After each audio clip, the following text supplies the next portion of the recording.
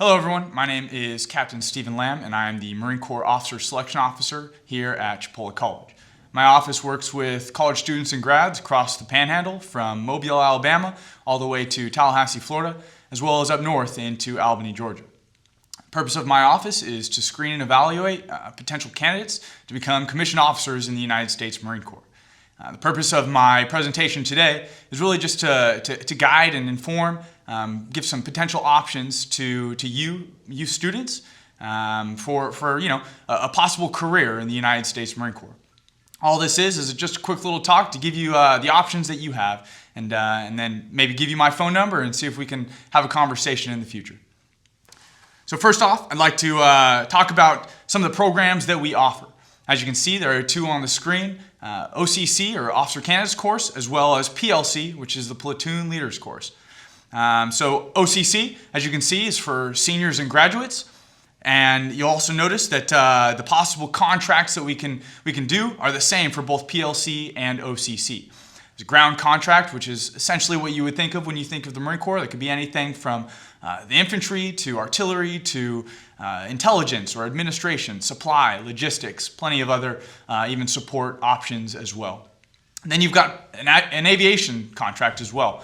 Aviation contracts are for both OCC and PLC to become a pilot in the United States Marine Corps. Whether that is to become a helo pilot or a fixed wing pilot, either way, we have that option as a Marine Corps officer. You can also see there are two other additional ones down there as law or as reserve. Reserve is the same as the ground contract, except instead of being an active duty person, which would go for a 3 years contractual obligation for full time, that would be 3-year contractual obligation to work once a month over a weekend. So as you can see, the similarities are pretty much the same, other than the fact that OCC is for seniors and grads, whereas PLC is for freshmen, sophomore, and juniors. So I'd like to focus primarily this conversation on the PLC class, because the majority of my workers, my applicants, are in college currently as freshmen, sophomore, and juniors. So with that said, we're going to talk a little bit about what PLC is. So it's a commissioning program that is very similar to ROTC, except you don't have the same obligations or required classes as you would have in ROTC. Essentially what you would do is you work with me over your school year in order to provide the administrative needs and prepare physically and mentally and medically to see if you have a shot at OCS over the summer in between your school years. So for example, as a freshman, you would work with me during your freshman year, complete all the administrative needs, get medically cleared for service in the military, and then prepare physically for the physical fitness test that we require for my program. Following that, and once you get all of that done and you pass a PFT or a physical fitness test, you would contract as either an air contract, a ground contract, law contract, reserve contract, whatever it is, and you would go on a board for selection. That board would determine whether or not you have what it takes to potentially become a Marine Corps officer. From there, if you are selected, you would go to OCS over the summer. If you are a freshman or sophomore, you would go to 2 6-week courses over the summer in Quantico, Virginia. All expenses paid vacation, if you will. That could also be counted towards internship credit at your college. And additionally, you get paid for the entire internship itself. So for 6 weeks, you would get paid approximately $4,500. Following that 6-week program, you would come back, right, as a graduate of that program, as a PLC juniors graduate, if you will, and you would continue on in your college degree, right? You would continue on your sophomore and junior year and prepare for your second trip to Quantico, Virginia for PLC seniors. When you finish off PLC seniors, essentially the same thing, 6 weeks, still paid, possible internship credit towards your college. You would finish off that 6-week course. For this one, you wouldn't have to go through another screening or evaluation or administration process. You wouldn't have to go onto another board. You would automatically be going. And then once you graduate from that, you are now OCS complete, Officer Candidate School complete. From that point forward, just go off, finish off school, and then upon your graduation, we would prepare to commission you as a second lieutenant and start you off in your career as a Marine Corps officer. So as you can see, that's how it would work as a freshman. Sophomore, very similar. As a junior, very similar as well, except instead of doing 2 6-week courses, you would do 1 10-week course in Quantico, Virginia. That one you get paid approximately $5,500. Again, possible internship opportunities there. Same thing, graduate from OCS that summer, come back, finish off school, and all you got to do is just graduate with your degree, and then you would commission as a second lieutenant from there and start your Marine Corps career from there. So it's very similar to ROTCs, as you can probably, or as many of you already know about ROTC. Where you kind of work with a program while you're in college, do some PT in the mornings or physical training in the mornings, do some added extra classes, stuff like that. But the ultimate goal is to commission as a second lieutenant. For my program, the physical training in the mornings or the college classes that you would have to do while you're in school. They're not required, right? You would just be working with me on your own time in order to get competitive for a chance at selection at that board and for a shot at OCS. So that's a quick little overview of PLC. So now you might be asking yourself, so what are the requirements of this program? So for PLC and OCC, the requirements are the same. Educational requirements are the first ones that we'll talk about. So for every branch of the military, whether it's Marine Corps, Army, Air Force, Navy, it doesn't matter. The key requirement to becoming an officer is to have a 4-year college degree, right?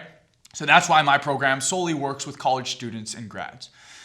So in order to apply for my program, some of the requirements are, for one, to be a full-time enrolled college student, right? As a PLCer, freshman, sophomore, junior, or senior, you must be enrolled in college full-time.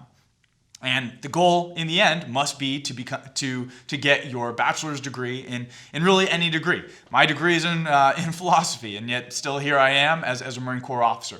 I've worked with plenty of officers that are criminology degrees or psychology degrees or communications degrees. Doesn't matter what the degree is, the Marine Corps will be able to take you. With that said, you must maintain a GPA of a C average, right? So for every semester, as well as your overall grade, you must have above a 2.0 GPA. On top of that, you must be attending an actual accredited 4-year college, right? So obviously this presentation is to Chipola College, so that means that all of you here at Chipola are acceptable in this program. But for those of you that might be looking into this program that are or listening to this brief from another college, just know that as long as your college is a fully accredited college and your goal is to get your 4-year degree, then you are capable of applying for my program. So those are the educational requirements. Now let's look at some of the physical requirements. So obviously this is the Marine Corps, right? So the Marine Corps, if you know anything about us, we are a physically demanding branch. And it's true. I will not lie to you. The truth is that one of the most difficult things about my program is getting physically capable for a shot at selection to go to OCS. I hope that doesn't deter any of you that might be thinking that you might be out of shape right now or trying to get back into the swing of things. If you are interested in this program, just please, before I go any further, whether it's the educational requirements, physical requirements, or any other requirements that we're going to talk about after this, just know that even if you're not hitting those right now, if you want to talk to me and see if we can work our way around some things, I would love to talk to you, bottom line. But with that said, I'm still going to kind of explain those requirements that we need. So physical requirements, we do something called a PFT, physical fitness test. I already mentioned it a little bit earlier in this brief. But that PFT consists of 3 different exercises. There is a 3-mile run, a set of pull-ups, which is a max set, as many as you can do, dead hang, and then a set of crunches or plank. Right? The crunches, if you choose to do those, you must do as many as you can in 2 minutes. Whereas the plank, at this time, it's 4 minutes and 20 seconds for a perfect score. But starting the beginning of 2022, it's going to go down to 3 minutes and 45 seconds for a perfect score. That's a quick little overview. Bottom line is that the physical fitness is the key component for your chance at selection to go to OCS. And that's one of the things that we will focus on during the school year while you're working with me, while you're providing all these administrative needs. We'll be working with you to get you physically capable to A, get selected to go to OCS, and B, to be successful once you get there to OCS. On top of that, it's also important to note that physical aspect of the Marine Corps is going to follow you throughout your entire career in the Marine Corps. So obviously, the physical fitness portion of the Marine Corps in my program is very important. I am tracking that Chipola College has a very robust and impressive, very successful athletics department, and that is very beneficial. For those of you that are athletes, I've seen athletes make some of the best candidates in my program. The running specifically and the physical strength that it takes to become a Marine officer is not something to be overlooked. On top of that, you look at the team aspect of being a Marine, and specifically as a Marine officer, your goal is to lead a team, right? Whether it's on the administrative side or support side, or it's specifically in combat as an infantry officer. Your goal is to be a part of a successful team, a team that has proven success time and time again in the past. So as an athlete, you are oftentimes the ones that I see the most successful in this program. Doesn't mean that you're the only ones, and just because you're not an athlete, that doesn't mean that you are not capable of applying for my program. I have many people who apply that are very successful that weren't a part of athletics departments, but at the same time, just know that physical fitness is a very key proponent of this program. So following the physical requirements, let's now talk about some of the mental requirements. So there are two major things. First off, you must have the mental aptitude based on test scores. So for one, we're going to need a required test score from either your SAT, your ACT, or the ASVAB, the military standardized test. For an SAT, the minimum score must be 1,000 or anything higher, whereas the ACT has to be at least a 22 or higher, and the ASVAB a 74 or higher. So all of these things, I do want to say that this is not an immediate disqualifier if you do not meet those qualifications at this time. So, for example, the ASVAB is down there for all those students who have not met those requirements. So maybe you got a 980 on your SAT when you were in high school because you weren't really trying so hard on it or something, right? Or maybe your your ACT was a 20 and you haven't retested. So if that's the case, but yeah, you're still interested in my program, you can still work with me. We'll set you up for a chance to retest, take the ASVAB, and go from there. On top of that, the air test, the ASTB. For all of you applicants who are interested in becoming a naval aviator, whether it's to be a fixed wing or a helo pilot, you would have to take another test, and it would be all focused on flight, right? So specific scores on that, you would take that test with me, a little bit of a flight simulation, as well as some specific academic pieces. But either way, you work with me, get some appropriate scores there, and you from there can contract as a Marine aviator.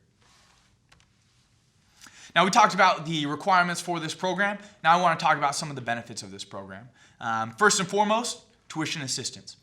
It's always something on people's minds, like what is some of the ways that the Marine Corps can help me now, right? And it's a very valid question.